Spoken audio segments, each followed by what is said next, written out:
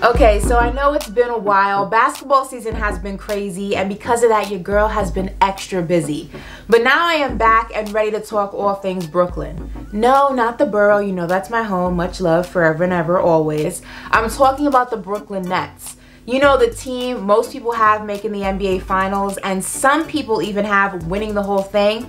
And that was even before James Harden joined the squad. But now we have finally seen what this super team of Kevin Durant, Kyrie Irving, and James Harden actually looks like, actually functions like.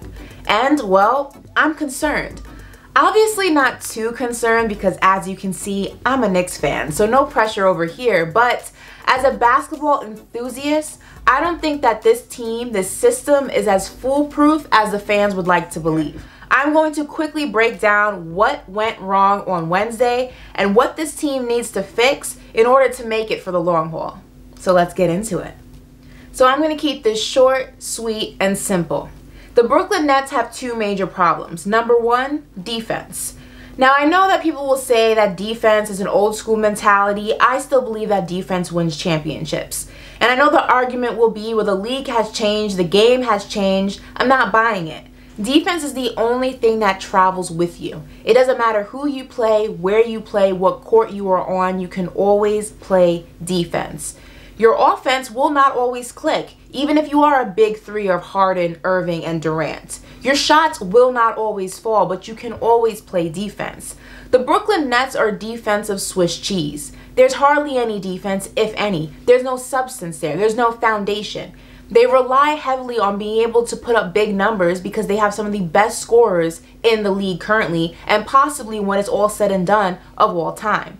Now, if you're playing a team that's weak on both sides of the ball, then essentially it should be an easy win. But if you're playing a team that has a strong suit in either offense or defense, that's where things get tricky. Offense is essentially a shootout. You look at the game against the Bucks. It basically is a game of whoever can score the most points before the time on the clock runs out. But if you look at the game against the Cavs, that's a defensive game. Although the Cavs are ranked last in the NBA in offense, they're a top 5 defense. And what that does, it locks up your offense. Shots eventually will go cold, but defense always remains, especially if that's your strong suit. And at the end of the day, defense, I believe, for the most part, will always win. Case in point, Wednesday night. The second problem for the Brooklyn Nets is their depth or lack thereof, and also players not wanting to play their position, play their role. Here's the thing, the minute the Brooklyn Nets traded for James Harden, they gave away all their depth. And now they're forced to run a 6-man rotation, which heavily puts a lot of pressure on your big three and puts a lot of minutes on their stat line. James Harden played 50 minutes on Wednesday. Kevin Durant played 50 minutes on Wednesday. On top of that, Kevin Durant is fresh off an Achilles injury, fresh off Achilles rehab. You're not supposed to just dive into minutes like that. You're supposed to lean into them, which is probably why he's not even playing in tonight's game. He's probably exhausted. This is just load management at its finest. But moving into the other issue of players not wanting to play their position, playing their role, there's too many chefs in the kitchen, if you will. On Wednesday night, James Harden played 50 minutes of basketball for 20 points. 50 minutes of basketball for 20 points. Before we get into how long that's even gonna last, James Harden had to play ridiculous minutes in Houston for them even to be a contender. And by the time the playoffs came around, he was exhausted. It was a lot of the reason why the Rockets weren't able to accomplish anything. A big part of the reason why he wanted to join Brooklyn was because he didn't have to put up those kind of minutes. On top of that, how long do you think he's going to be satisfied with playing 50 minutes just for 20 points? And yes, essentially he was running the point on Wednesday.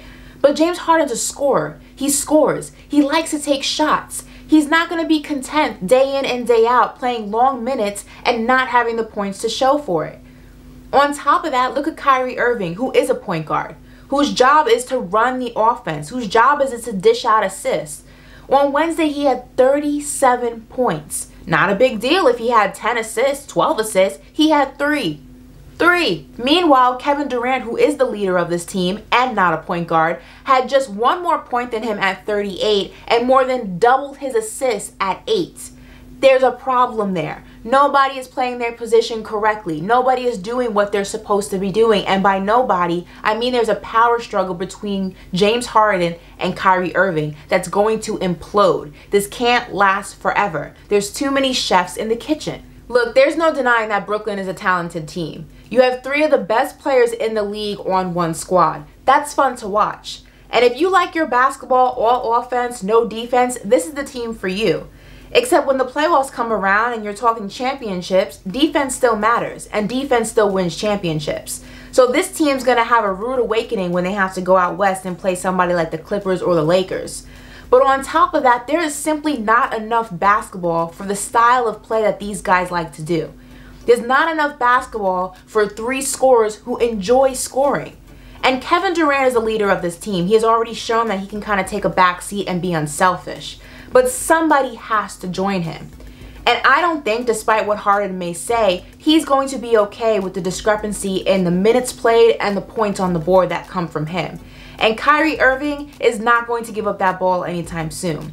So something has to give. And it has to give fast. Because this is not a formula for a championship winning team. By any means. Thank you so much for checking out this episode of All In with Ashley Nicole. Make sure you subscribe to my channel so you don't miss any of the new episodes. And while you're at it, check me out on social media and hit that follow because I post some pretty cool things on there that you won't see on YouTube.